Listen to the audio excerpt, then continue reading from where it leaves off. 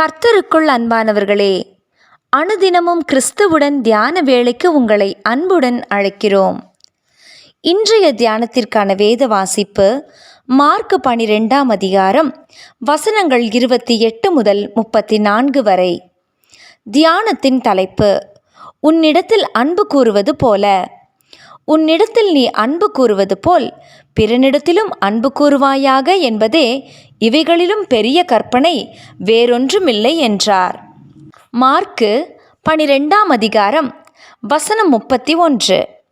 தன்னை நேசிக்காதவன் என்று யாருமே இருக்க மாட்டார்கள். நமக்கு ஒரு நியாயம், பிறனுக்கு ஒரு நியாயம் என்று சில சமயம் நாம் வாழ்ந்து விடுவதும் உண்டு.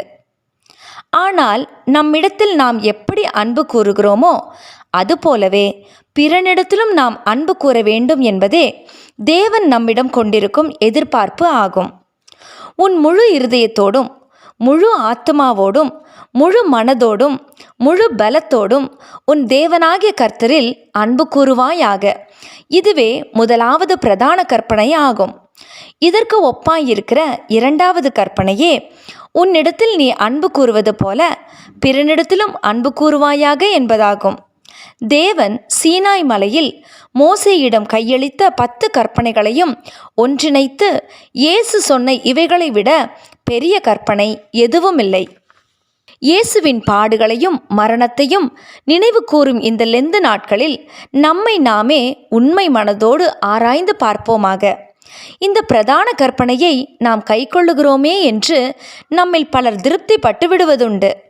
ஆனால் இதற்கு ஒப்பாயிருக்கிற இரண்டாவது கற்பனையை அநேகமாக பாராமுகமாகவே விட்டுவிடுகிறோம். அதையும் நிறைவேற்றியே ஆக வேண்டும் என்று நினைப்பவர்கள் கூட தங்களிடத்தில் தாங்கள் அன்பு கூறுகிற அளவுக்கு பிறரிடத்தில் அன்பு கூறுகிறார்களா என்பது சந்தேகமே. விலை உயர்ந்த தரமான உடைகளை நமக்கென்று அதிக விலை கொடுத்து வாங்குகின்ற நாம் மற்றவர்களுக்கென்றால் உபயோகித்து பழசாய் போனதை கொடுப்பதில் திருப்தி அடைந்தால் அந்த இரண்டாம் கற்பனை என்னவாகும்?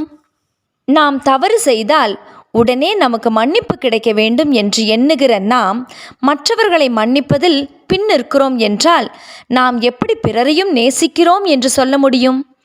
இவற்றில் மாற்றம் ஏற்பட வேண்டுமென்றால் முதலில் நமது சிந்தையில் மாற்றம் ஏற்பட வேண்டும். சிந்தை மாறினால் அது தானாகவே செயலில் வெளிப்படும். பிரியமானவர்களே, இன்று நமது கண் முன்னால் பலர் பல தேவைகளோடு நிற்கிறதை பார்க்கிறோம். ஆனால் நமது தேவைகளும் நமது பிரச்சனைகளும் நமது கண்களை மறைத்து பிறரை காண முடியாமல் செய்துவிடுகிறது.